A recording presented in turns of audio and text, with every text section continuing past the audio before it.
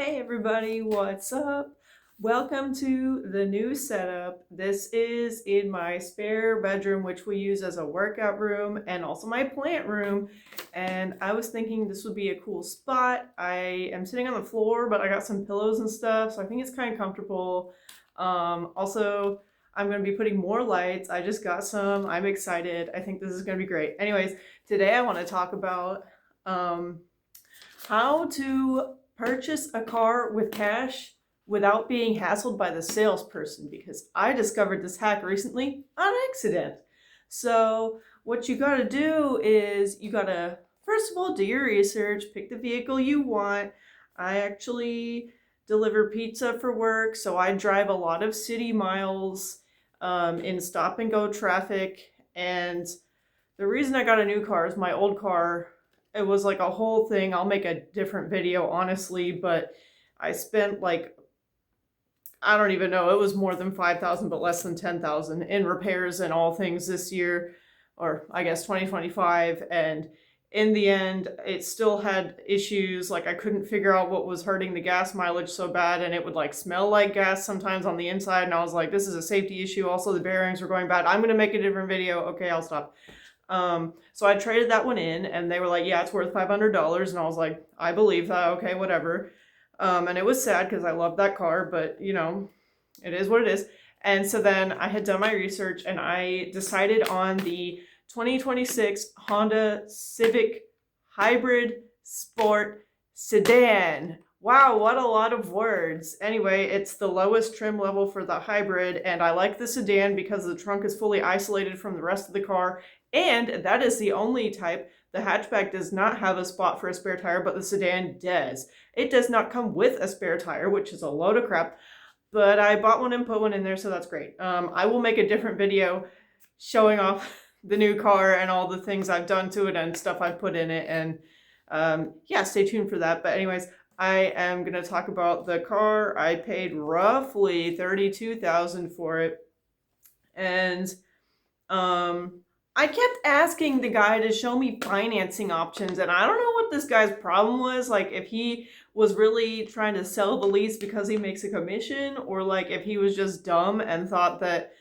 lowest monthly payment equals best for everyone, because like he was telling me he only leases cars, but I'm like, okay, but like I'm not you, that's not my situation. And he was like, don't you want the lowest monthly payment? And I was like, no, I want to spend the lowest amount of money overall to eventually own the car. And he was like, oh, but if you finance, it'll be like double every month. And I don't know, dude. He just, like, he printed out the financing sheet one time, and then he was like, see, it's like double. We're not even going to look at that. And then he just kept pushing the leasing stuff. And, like, my boyfriend was there, and he was like, yeah, I leased my car, and then I switched it to financing, and I thought it was a good idea. And, I think my boyfriend's pretty smart. Like, otherwise I probably wouldn't be with him. But I was like, okay, well, if he thinks it's a good idea and this guy keeps pushing it and it is like cheaper, like actually the amount I would have paid per month with I was going to do a $10,000 down payment, or I did do that.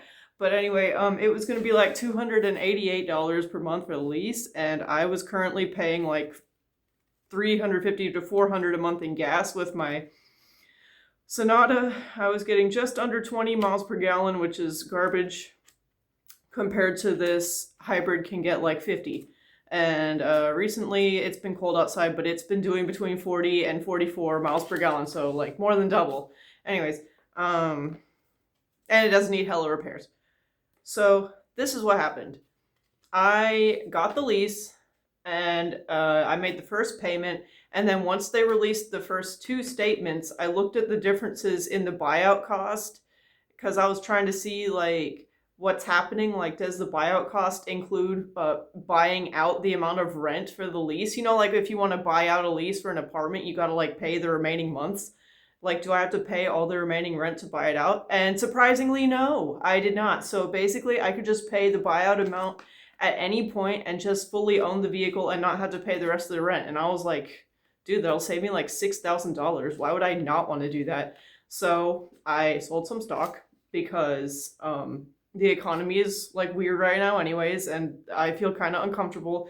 Like, I would rather own a physical asset that I use every day, such as a vehicle, than just have all my money invested in stock and then be tied up in this lease payment and not actually own my vehicle. Like, I'd rather own a physical vehicle that I can use and make money with than just own a bunch of stock but not actually own a vehicle, if that makes sense. So I guess I'm like diversifying my assets by doing that too. Wow, I'm like so smart, such a businesswoman. Anyways, the only things I had to pay that would have been different or like additional to buying this vehicle in cash was the lease acquisition fee was $595. The first lease payment was around 288 or exactly $288.15. And there was taxes on there. So there's vehicle privilege tax, but you have to buy that if you're getting a new vehicle, whether it's a lease or not. So this is not what I'm talking about. There was a different line that said taxes that I'm not really sure what it was, but it was $172.08. So altogether, the cost that I paid to have a lease for 1 month that I would not have paid if I had paid in cash straight out, comes to $1,055.23. So we'll just call it $1,000 on a $32,000 vehicle. The interest I would have paid if I had financed it, I did the math, it would have been like at least $5,000 depending on the term of the loan. And that's assuming like a 5% interest rate. So this is saving a lot of money if they are not letting you do a cash payment.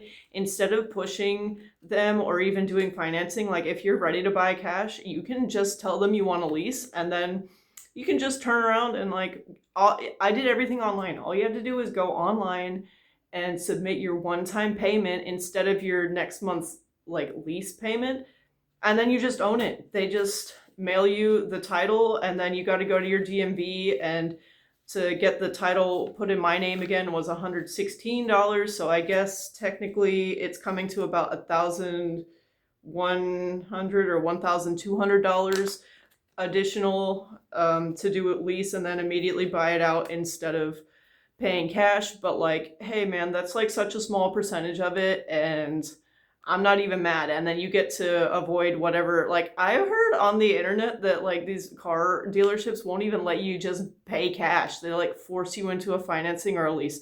So I think this actually saves money over financing if you can do this. And of course, if you do financing, there's probably also a similar option where you can just buy it out with a one-time payment.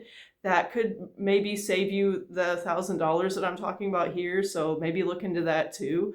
But like, you have options. Once you are locked in to the lease, you are not locked in. As soon as you have the buyout amount, you can just buy it out, and that saves you all the additional rent that you would have been paying, which for me came to $6,000, and for a lot of people it would probably be more because I put 10,000 down. I think a lot of people only put a couple thousand down. So yeah, I hope this helps somebody save some money. Stay tuned to see this cool setup get even cooler and to learn more about the cars and all things. So yeah, thanks for watching. Bye.